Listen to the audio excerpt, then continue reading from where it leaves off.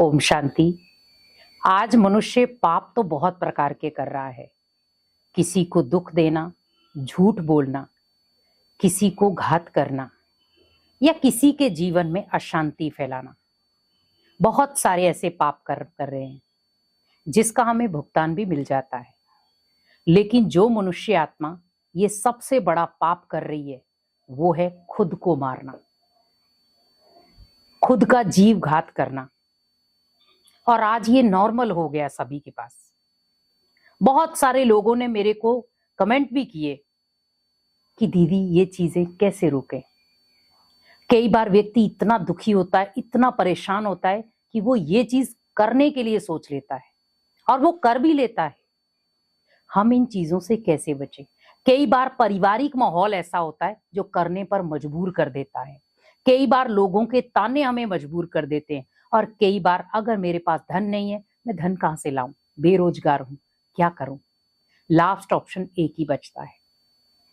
पर आप सोचो, आप जीवन में जंग लड़ सकते हो, जिंदगी को जीने का तरीका बदल सकते हो, पर जब आप जिंदगी को ही खत्म कर दोगे तो आप जियोगे कैसे? आज नॉर्मल हो गया सभी के साथ।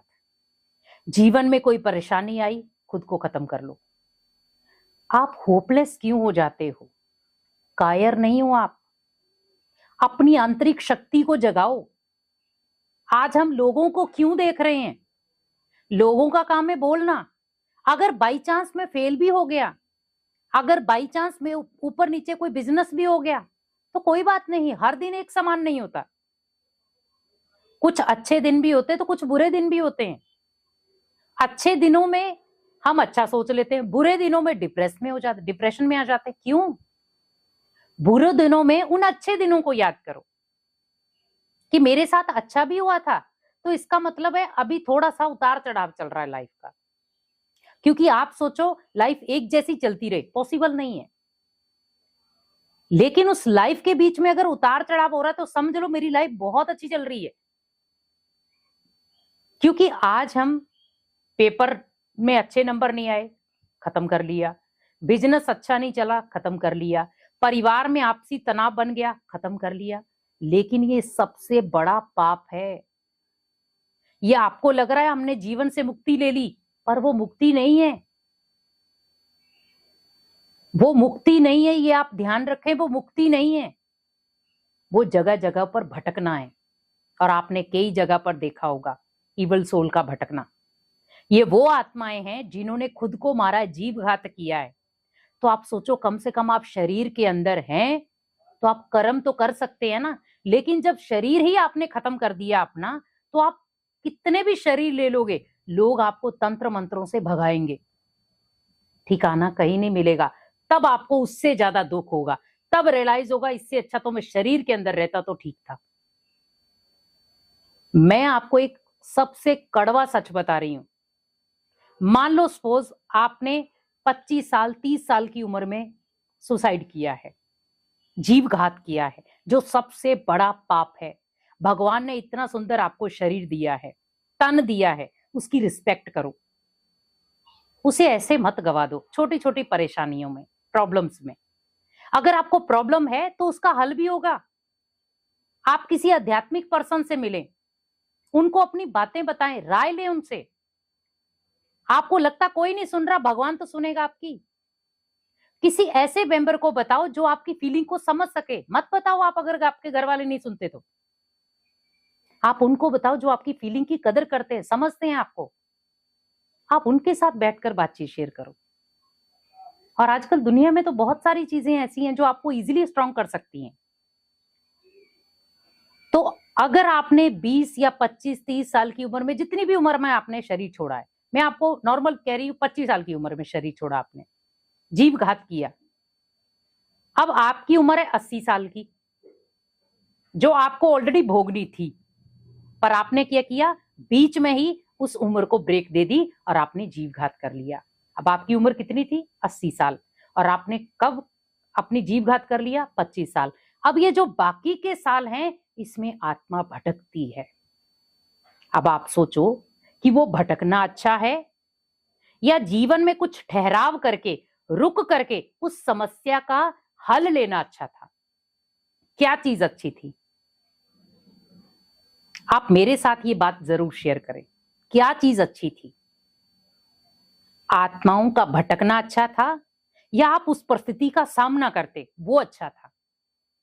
हमने बस सोच लिया नॉर्मल तरीके से कुछ भी खा लेंगे, पी लेंगे, कहीं से कूद जाएंगे, कुछ भी कर लेंगे। क्या होगा उससे?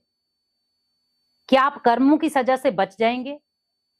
क्या कर्मों के हिसाब किताब से बच जाएंगे? नहीं, आप और कड़े हिसाब किताब बना रहे हो, क्योंकि आप उन परिस्थितियों से बच रहे हो। अगर आपको आगे भी जन्म मिलेगा, परिस्थितियां तो तब भी वही हैं, तब भी वही प्रॉब्लम होगी। कहां कहां भागेंगे हम? अगर आपको भी लग रहा है कोई आपके आसपास में है जो तनाव में है, टेंशन में है, आप उसके मित्र बन जाओ।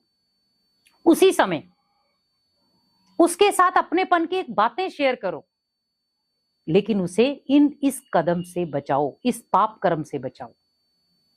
आपको लग रहा है कि वो मानसिक रूप से टॉर्चर हो रहा है, मानसिक रूप से परेशान है, उसे आप मेडिटेशन सेंटर पे लाओ, काउंसलिंग करवाओ।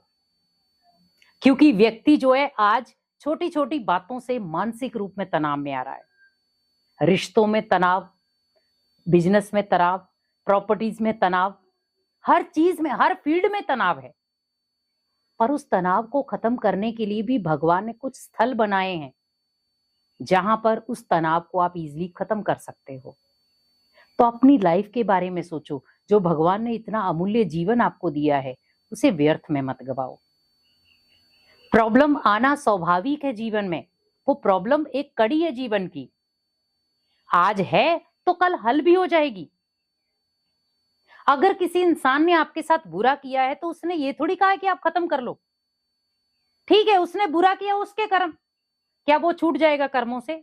उसको कर्मों का हिसाब किताब मिलेगा, उसने आपके साथ बुरा किया है। पर आप जो अपने साथ बुरा कर रहे हो, ये सबसे बड़ा पाप कर्म है।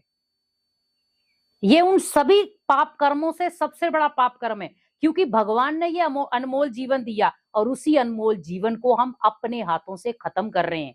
भगवान की अमानत को खत्म कर रहे हैं हम। क्योंकि उस तन के अंदर क्या थी? भगवान की अमानत आत्मा थी। और हमने जब खुद को खत्म किया तो आपकी अंतर आत्मा ने कुछ तो बोला होगा आपसे कि मैं क्या कर रहा हूं। आप सोचो, संघर्ष करो, लड़ो उस परिस्थिति से। और जब आप उस परिस्थिति से लड़ करके विजय हासिल करोगे तो आप सोचो, खुशी भी तो आपको होगी। वो चंद घड़ियों की टेंशन है, उस टेंशन वाले माहौल को आप आध्यात्मिक जगह पे घुमा दो तो आपको टेंशन रहेगी नहीं। आपको लग रहा है अभी मैं कम से कम भी 6-7 दिन से परेशान हो रहा हूं, आप वही 6-7 दिन आध्यात्मिक स्थल में बिता दो। मेडिटेशन करो, मॉर्निंग वॉक करो, अपनी रूटीन थोड़ी चेंज कर दो। आज क्या हो रहा, मनुष्य एक रूटीन लाइफ जी रहा, नॉर्मल। सुबह उठे, उठ के वही फ्रेश हुए, नहाए धोए, भोजन किया, चल ड्यूटी पे चले गए, वापिस आए, फिर टीवी देखा, मोबाइल देखा, बातचीत की और सो गए। अपनी लाइफ को थोड़ा सा चेंजिंग बनाओ, अच्छा बनाओ, बेटर बनाओ, और अपनी लाइफ में एक चीज एडिशन करो। अगर आपको स्ट्रेस फ्री रहना है हमेशा तो मेडिटेशन अपनाओ। डेली रूटीन में अगर आप मेडिटेशन करते हैं तो आपका जीवन बेस्ट बन जाएगा, तनाव से मुक्त बन जाएगा। आप खुद को खुद ही शक्तियां दे पाओगे। शक्तिहीन मत बनो, शक्तिशाली बनो। अपनी कमजोरियों को अपनी ताकत बनाओ। अपने हाथ से अपने जीवन को खत्म मत करो, पर अपने हाथों से अपने जीवन की रक्षा करो, तो आप अनेक पाप कर्मों से बच जाएंगे। तो इस पाप कर्म से बचो और अनेक आत्माओं को भी बचाओ।